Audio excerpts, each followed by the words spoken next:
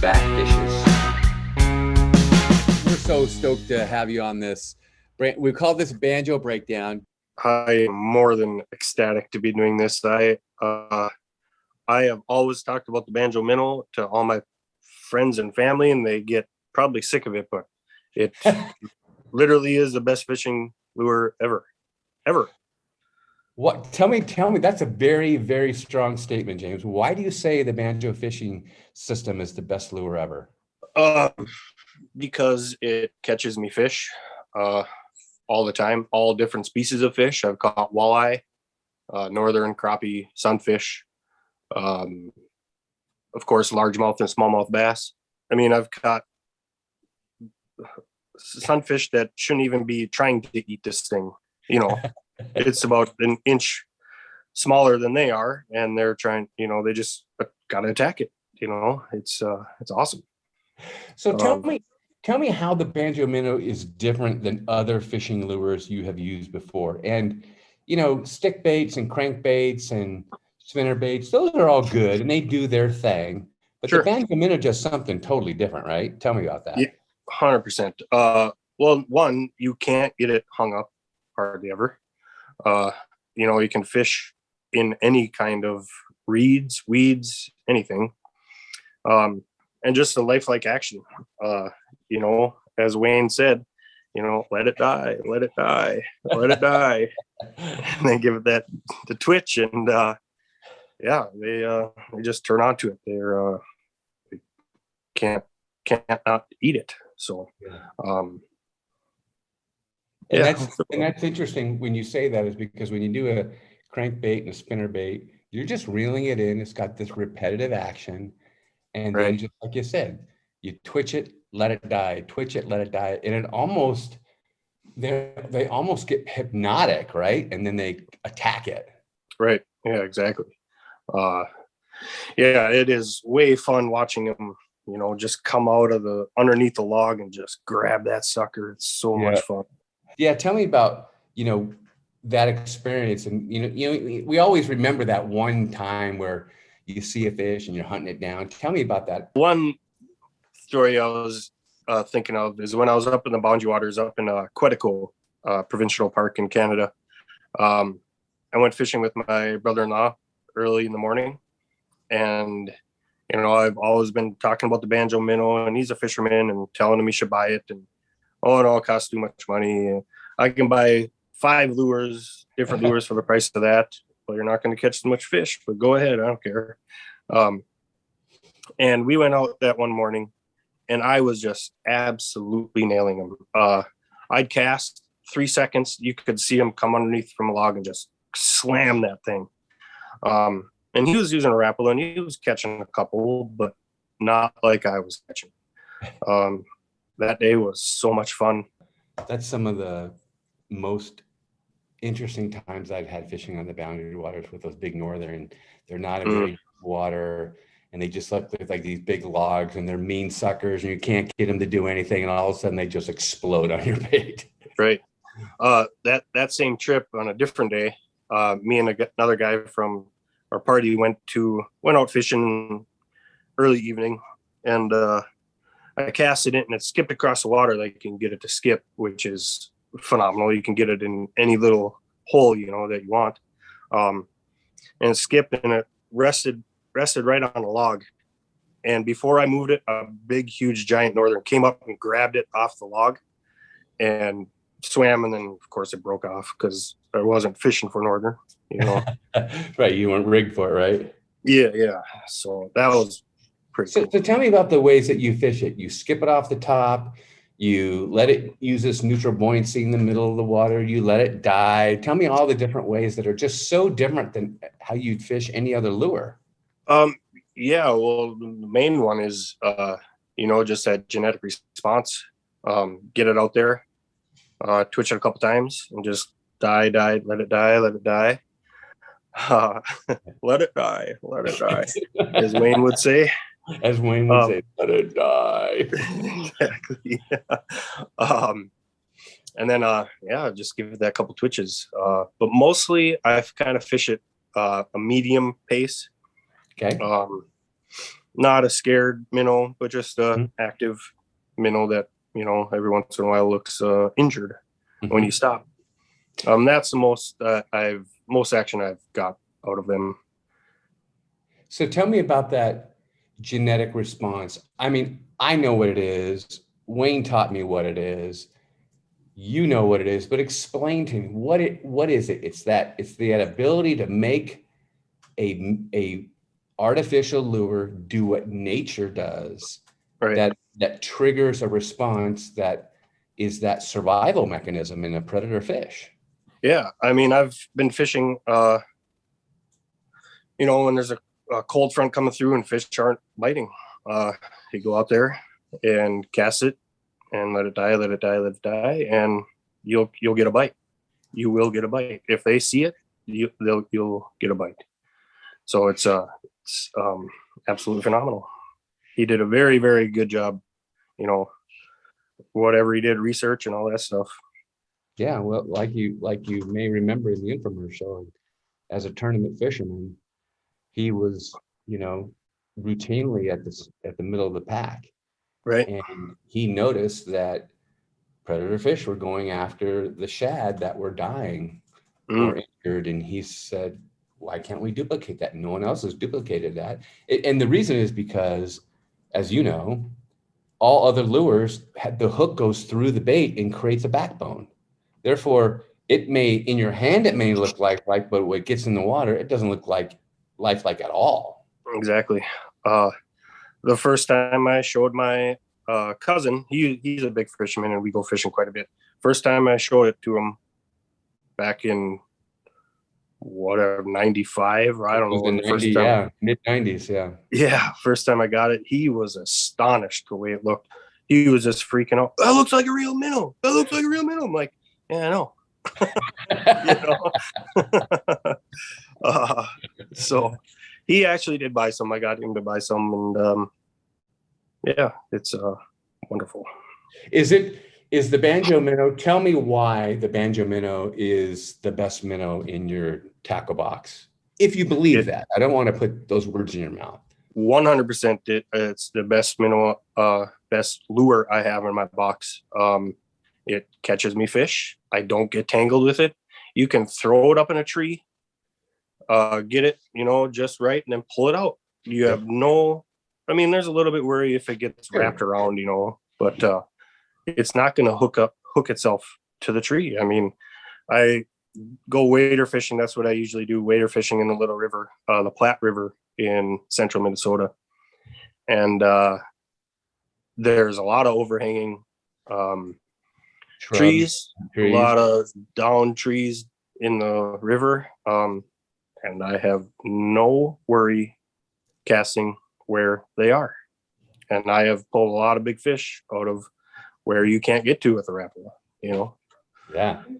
Yeah. So I noticed that you have 4 kids. You're a big family man, and you take your kids fishing. Tell me about fishing with your kids and the Banjo Minnow. And I mean, you don't need. I don't know how they look pretty young from some of the pictures that you sent, but you don't need a lot of expertise, do you? Yeah, I haven't actually had them fish with a Banjo Minnow yet. Okay. I've only taken them off the dock at their grandparents' house, the in-laws, ex-in-laws, and so they've just only used bobbers. But I'm waiting to take them. I got all these dang minnows. Somebody's got to learn how to use them. So tell me about that collection you have. Oh man, I've been ever since I bought those junk China ones. I've been just put a ad on Marketplace on Facebook and in search of Banjo Minnows, and random people drove 2 hours away to go pick up a set that they have used but don't use anymore, and I'll take them. Last year I probably spent about $300 picking up various, maybe not the whole kit, but some that they have, and parts. yeah. And this year I'm probably at about another 300, just picking up whatever I can. where did you see about the new Banjo Minnow, the 2021 Oh, version? Where did you see just that? And when you recently. saw it, what was your reaction? Oh my God, yes, finally. I can just order it and I don't have to drive all over the country Where to did you go see get it? them. Where did you see it? On Facebook. Yep. And Yeah. then you saw it. What did you like? Oh no, this can't be true. I mean, what were you thinking? Well, yeah, I didn't know if China was just advertising them on there, so I contacted you guys right away as soon as I saw it, and asked about the China formula and if you guys changed it. And yeah, I just went from there. And as soon as I got the response, I ordered some up. Yeah. So James, what do you tell people who have seen the Banjo Minnow, maybe have not purchased it, think, oh, it's just another lure they're Gimmick. trying to sell, gimmick TV? What do you say to somebody who thinks that? I tell them, yeah, you'll catch fish with other lures, but not like you will with the Banjo Minnow. And then I show them pictures, my proof, that, and I tell them how many times I outfish other people that are with me that are using, let's say, stick bait. And yeah, I just tell them the proof, show them proof's in the pudding. Exactly. Yeah. Exactly. Let the pictures do the talking. Have you lost any friends because you outfished them? No, not so much. But How about literally every person I've ever fished with, I've outfished when I'm using the Banjo Minnow. Wow. Seriously, Hands down, huh? Hands down. What's your favorite color and why? White. White has been the best one by far. Okay. Why? Because I don't know, it just catches fish for me. Yeah. I was using a chartreuse a lot. Right. And that's okay. That one does pretty well. But the white by far is the best one. Yeah. So you'll see in the kit that we send you, and the one that you get in the mail, there's a silver, which is, now you'll notice there's a whole different purling effect that makes it a little bit more white clear. So you'll notice that, liking the white minnow, it'll have a light gray sparkle on the top, and then another one like the smoke, kind of the smoke color. It's a little bit smoky, and then there's a darker one. We call ones ours. One of them is translucent silver, and one of them is what we call black. But you'll note, because you like the white one, you'll notice the purling on the bottom and how that gives that same effect. Sure. Very, very much looks like a shad. When you're looking down at the water, it looks like a shad. Sure. Yeah. Have you rigged the Banjo Minnow any different way that has worked for you, one way or the better, or is the traditional rigging just the best? Just traditional rigging. I don't know if I've ever used the weight in the front and then use a swim bait. Mm-hmm.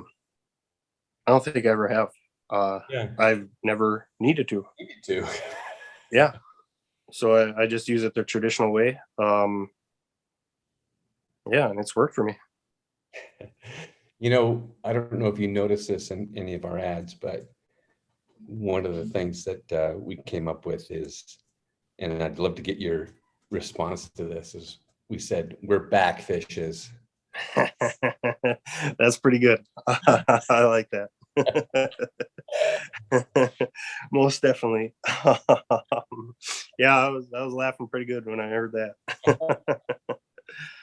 I have to tell you a story about my experience in Minnesota. So I was interviewing a guy who won an ice fishing tournament. He caught this big, it was like a 12-pound walleye. It was huge. And it was an ice fishing tournament. So I go up there, I'm going to interview him. So I get off the airplane in Minnesota. I've got my big parka and my jeans and my boots, and I'm a California boy, right? So I get out to the lake, and my buddy picks me up. He says, "Where are you going?" I said, "Well, I'm going out to the lake at the ice fishing tournament to interview this guy." He goes, "Oh, no, you're not." And then what I didn't realize was I was standing on a 12-foot block of ice for 8 hours. Within an hour, I couldn't talk. I was so frozen. But I got the interview, but I'll never learn that lesson again. You only learn that one. Yeah. I think I saw that interview. He was holding up, he was like, "Oh, what were you using?" BanjoMinnow. And the guy's like, "What are you using?" Yep. Yeah, that was the one. Yeah. And you know who else gave us a lot of good rigging tips for northern is Babe Winkleman. Oh, yeah. You know Babe, right? Yeah. Or of him. Yeah. Anyway, he does drop shot a little bit, Texas rig it a little bit, and drag it along the bottom for those really stubborn northerns. So, think about that. And have you ever ice fished with the banjo? I have. I caught the biggest northern that my father-in-law has seen come out of the lake that he lives on the Banjo Minnow. Really. Yeah. So I was fishing with I think the 4.5, and just, twitching it, letting it die, getting it. And yeah, I was going after the big one, with the big lure. And yeah, I caught the biggest one he's ever seen come out of there. So do you have a picture of it? I don't. That was way before I had a cell phone. Yeah, I have a picture somewhere, but I think my ex-wife probably has it or something. So yeah. All right. Well, thank you very much. I have to tell you, you've been corresponding with Chance over Instagram, right, and text. Mm-hmm. Hi, James.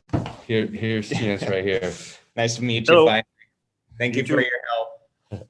Yeah, thank you for this opportunity. I have to tell you, he was the biggest skeptic. Oh, really?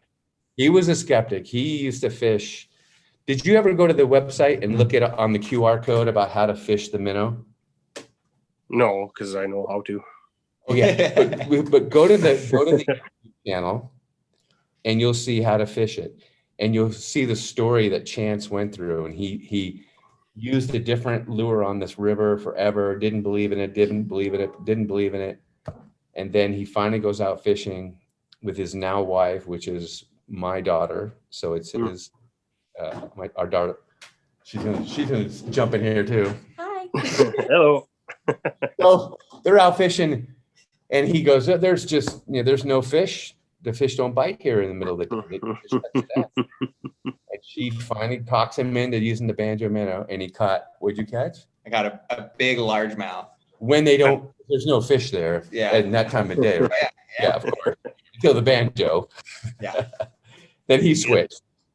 Yeah, it's an amazing lure. Awesome. Amazing.